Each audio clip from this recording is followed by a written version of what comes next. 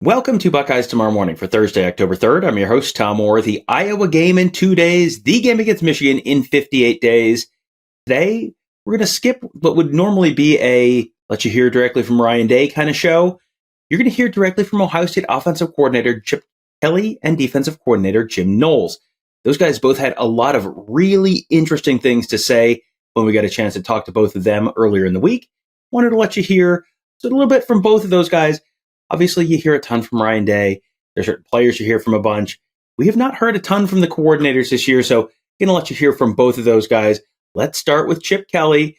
How is Chip Kelly liking how Will Howard is going through his progressions? Is he locking on to receivers too much, or is he kind of going through and reading the defense the way he's supposed to? I think Will's doing a good job. I think there's always a growth with all of that. You know, sometimes it may be a newer route that had gone in, and he doesn't have as many reps in the bank as he does with some of the other things that we've run since day one of spring. You know, I think that every quarterback can improve, every coach can improve, every player can improve. I think it's this is a growth game, you know, and how you develop. And I hope in game 8 we're not playing like we played in game 4.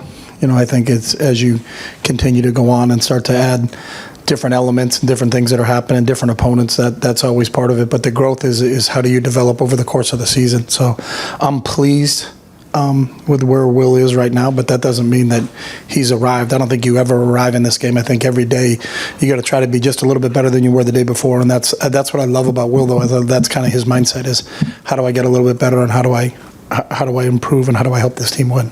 When it comes to quarterbacks really seeing the field well, some guys do it and some guys don't. Is that something you can teach, or is that something you either got it or you don't?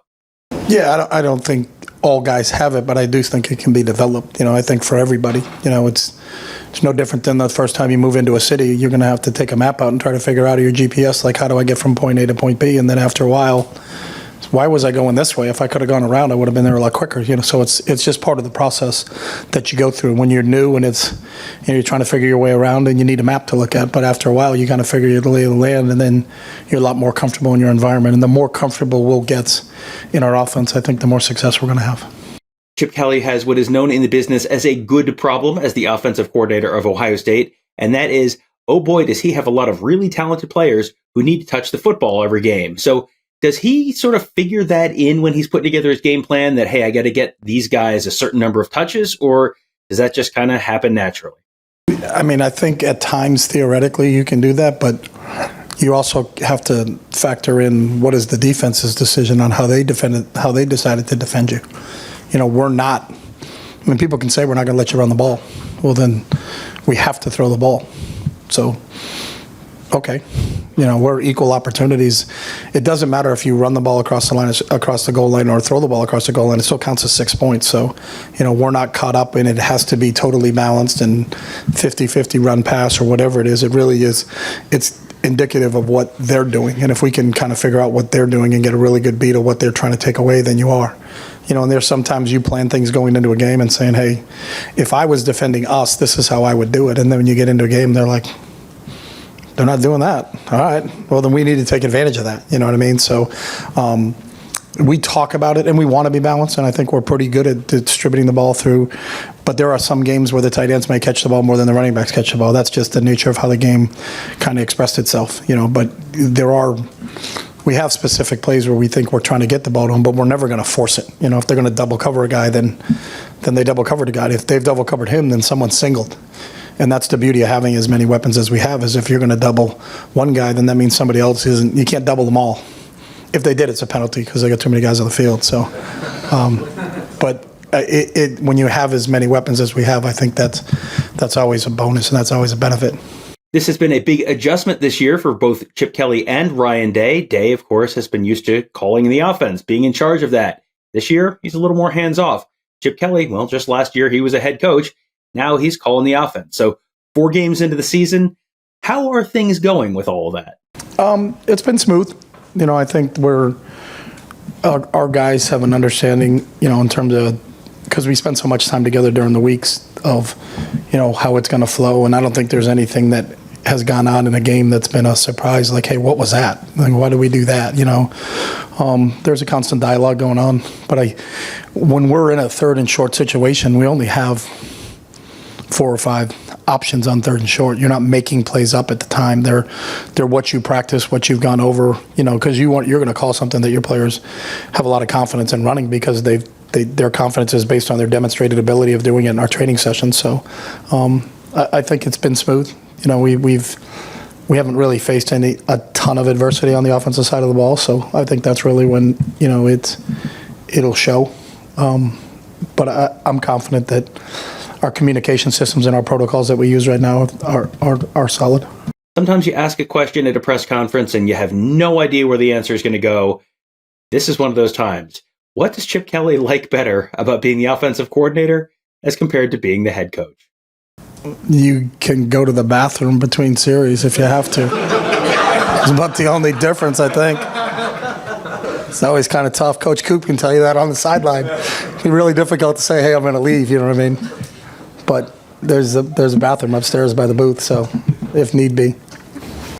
This weekend, Chip Kelly and the Buckeyes have a very, very stern test against the Iowa Hawkeyes defense, ranked number 1 in the nation by some of the advanced metrics, and coached by Phil Parker, just a renowned guru of defense. He's been at Iowa for a long, long time, and they just always have a great defense. So what is the challenge of trying to out-scheme someone like Phil Parker? Yeah, because we're not trying to out-scheme anybody. We're trying to put our players in positions where they can make plays. I mean, anybody can draw a play up and say, you should do this, you should do that. Then my question is, well, how many reps do you have in running it? And do we feel really good because we've seen the 4 or 5 different ways they can defend that. So we're not trying to, and you're not going to out-scheme Phil Parker. That's just, I think maybe people think a little bit too much into that part, is that these people already had that people's number. This game has always been about the players and always will be about the players. So, who can really show up in those matchups, and that's what this game's about. This is as good a defense as we talked about as we faced, but there's going to be a lot of one-on-one battles. We have to win against their interior defensive linemen are outstanding. So that matchup with our center and guard against the 2 interior defensive linemen and the All-American linebacker are a huge matchup, and that comes down to just fundamental football. Do we block better than they get off of blocks? Can we give the quarterback enough time for our receivers to run the proper depth of their routes to get the ball thrown? Is the quarterback throwing the ball on time, or is he holding the ball too long? It's all of that. So, but we don't sit in there and dream up because you have a Jeremiah or you have a Mac or you have a Q or a Trey that we should do this, this, and this. I think we're always trying to accentuate their strengths and play to it, but you have to look at all 11 when you're making those decisions because, hey, let's just throw it to him. Well, then how long are we going to protect for? If Jeremiah is going to run a 60-yard route, I learned a long time ago, every inch on a piece of paper is a second of protection. So can we protect for that long? Can we hold up? And now what are we going to do for that? Are we going to keep 8 guys in protection? I think there's a lot that goes into it, but I think the ability to have weapons at all spots makes the defense have to defend all those spots. So we're not trying to specifically go to one or another. I think we're just trying to see how they deploy versus these formations and what their tendencies are, and then what are our best chances, and then we got to go play, and then we got to go execute because the scheming's done once the ball snap. It's do our guys hold up longer in protection, and do our receivers get to the right depths, and does the quarterback deliver the ball on time to a location where the defender can't get his hands on it? Now to the other side of the ball, and Ohio State defensive coordinator Jim Knowles. The Buckeyes are actually leading the nation in pressuring the quarterback without having to blitz, even though the sack totals aren't at the top of the nation right now. So is Jim Knowles satisfied with the pass rush? Never satisfied, but we are, they are executing what's called, though, yeah. I think, we got to tighten up our coverage, because we need that extra second because the guys are getting there. That was one question about something where the Buckeyes were near or at the top of the nation in some of the statistical categories. The start of the next question was about how they're leading the nation in the fewest points allowed, and Jim Knowles is going to jump in here, and then he has a little back and forth with Rob Aller of the Dispatch. There's 2 guys who said something about leading the nation. Right. Both you guys get it. That's the point, and yet you... It's rat poison. It's rat poison. And yet you are hearing what's wrong with this defense. Have you ever had a defense... Who's, I'm hearing what? What's wrong with it? Well, you're even saying like we could be better here. Oh, yeah. Well, we could. Have you ever been nitpicked as much as you've been here, your defense? Is that to be expected in a place like this? My father was pretty tough. He was a Philly cop, so I got more than nitpicked. I got nit-whacked. Yeah, so I'm used to it. What would it take to be satisfied? You said it, not satisfied. 0 points, under 100 yards a game, 4 turnovers, score twice on defense, and then it'd be fine.